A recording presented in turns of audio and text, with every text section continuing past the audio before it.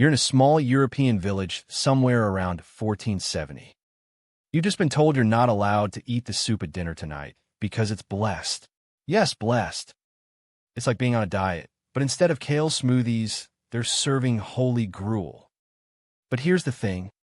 You're not just any girl.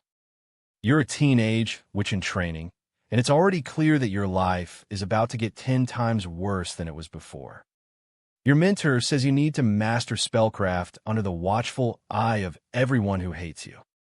It's like going to school, but instead of being bullied for your lunchbox or shoes that aren't cool enough, you're being watched because you can allegedly do magic.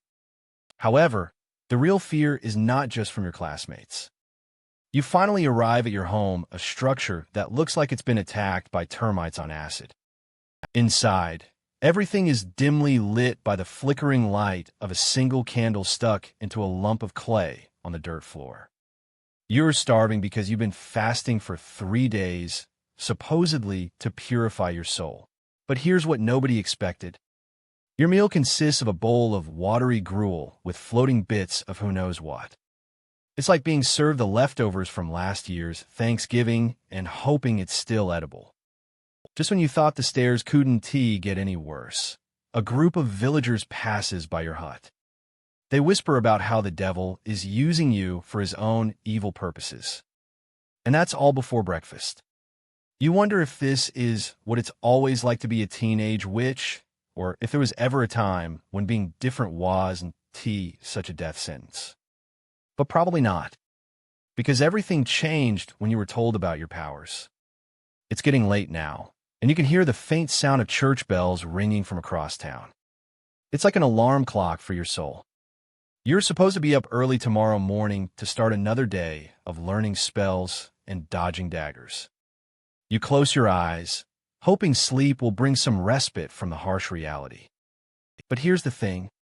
You've just been given a book that is supposed to teach you how to summon spirits. And that's all before bedtime. And then it hits you the true extent of your perilous situation. But probably not just yet. Because right now, you're still trying to figure out how the hell you're going to survive this training. You hear the distant sound of chanting and bells ringing from the church square. It's like Uber, but with horses and plague. But here's the thing. You're not just any peasant. You're one of those teenage witches, and your training just got real. The air is thick with fog from the early morning mist and the scent of wet earth. The witches eye you suspiciously, like they're about to hand you a very important-looking but probably poison chalice. You've heard whispers about what happens next in training rumors that make your stomach churn. They test your power, one old crone tells you with a smirk. It's like boot camp for broomsticks and hexes. But here's what nobody expected. Suddenly, something shifts in the air. It's like when you turn on a light, and everything changes except this time it's magic, and it feels both exhilarating and terrifying. You know this is where the real test begins. You'd think it was a simple demonstration, maybe a little fire or water manipulation to show off some basic powers. But probably not. They tell you that today's challenge will reveal whether you're truly worthy of being called a witch. You know the stakes are high. Failure could mean exile or worse. And just when you thought it couldn't get worse, she hands you a small leather-bound book, its pages yellowed and stained with ink, and tells you that the secret to your next test is inside these pages. It's not what you expected, no flashy spells or dramatic flair. You see rituals, recipes for potions, and bizarre instructions involving ingredients like toads' tongues and wolf hair. It's a mix of medieval science and dark magic that makes your head spin. This isn't just about casting spells, it's about understanding the ancient secrets hidden in these pages. You have to figure out how to harness this power without going crazy or ending up in a trial for witchcraft. But here's what nobody expected. As you begin to read the book and feel its magic seep into your bones, you start to see things differently. Shadows move in ways they shouldn't, whispers fill your ears, but not just from the witches. You realize that everything changed when you opened that book. Now you're not just a student witch. You're someone else entirely. But probably not what you expected. And with that thought, your journey into the mysteries of Renaissance European witchcraft is only beginning. And with that thought, your journey into the mysteries of Renaissance European witchcraft is only beginning. You've been living through the daily struggles of a teenage girl, learning to wield magic in a world where everyone thinks you're just another village girl. But here's the thing. You're out on a secret mission for your coven, fetching rare herbs from deep in the woods that glow faintly green under the moonlight. It's like playing Pokemon Go, but with real magic and actual forest spirits watching you. But here's the thing, your mission isn't just about gathering herbs. You have a deadline. If you don't return to your coven before sunrise, they'll know something is wrong. And that's when things get interesting. And just when you thought it couldn't get worse, you hear rustling nearby. You freeze, holding your breath and praying for invisibility powers. But here's what nobody expected. You'd think it was another witch coming to help. Maybe it's even a spirit guide. Actually, it's your coven leader's pet demon. You're not here for a friendly chat or to trade tips on better spellcasting. But you're definitely not in trouble this isn't some kind of disciplinary measure. She's going to test your worthiness. Everything changes when you step forward into this sacred space. It's not just a simple trial. It's a life or death situation where every wrong move means a quick trip to the other side. You realize that this isn't just about proving yourself as a witch, it's about showing your worth to these supernatural beings who can decide whether you live or die. And it's not like you have any choice in the matter. You feel the weight of all those watching spirits, ghosts, and even the forest itself bearing down on you. Scene: standing outside an ancient stone tower surrounded by dense fog. The air is thick with secrets as the wind whispers through the trees. Suddenly, a hand clutches your shoulder, making you jump. It's just your instructor, her eyes glowing faintly under moonlight filtering through the branches. She pulls you inside the tower.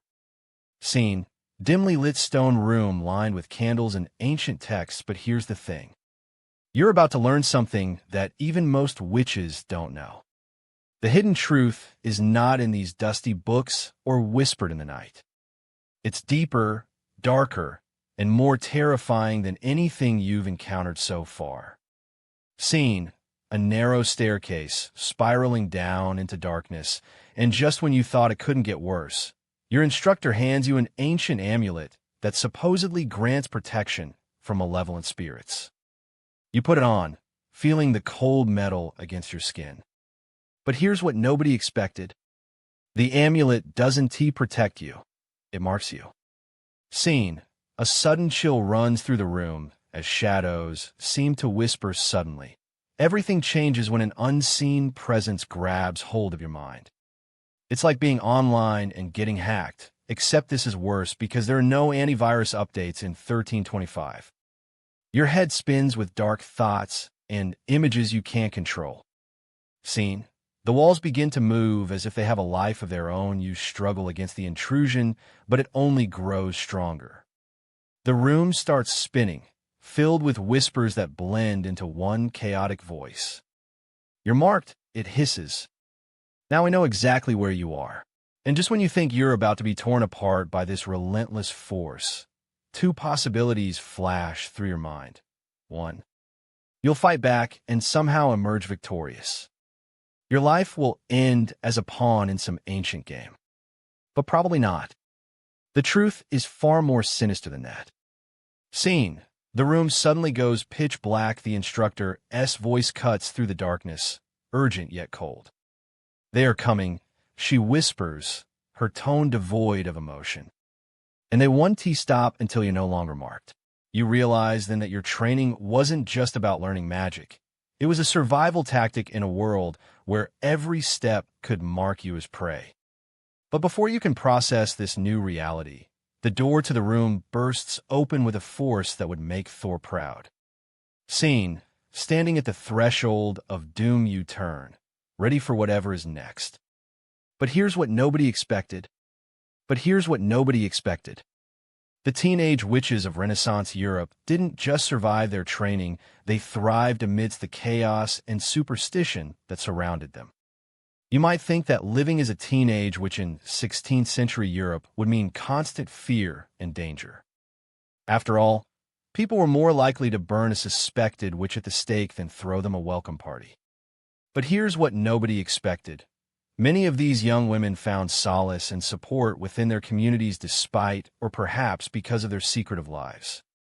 You'd think that their magic would be shrouded in secrecy and fear. Maybe it was until you learned the hidden connections between these young witches and the very fabric of village life. It turns out that their knowledge of healing herbs and natural remedies made them invaluable to local healers and midwives, who often turned a blind eye to the witchcraft practiced in exchange for protection and favors. But here's what nobody expected. Their skills didn't only keep them alive, they also kept their communities thriving, a quiet rebellion against the oppressive norms of society. And perhaps that's the strangest part. Not that they lived this way, surviving on whispers and shadows, their magic a secret share between the stars and moonlight, but that we forgot they ever did. Every time someone tells you about witches being burned for their spells or curses, remember this hidden world. Remember the young women who found strength and community amidst fear and superstition. And maybe next time you see an old tree in bloom or hear the rustling of leaves in the night, you'll think twice before dismissing it as just another tale. And that's all there is to know. Perhaps their stories are still out there, waiting for us to uncover them. Hidden in the shadows of history, they remind us that sometimes survival isn't just about enduring, it's about thriving.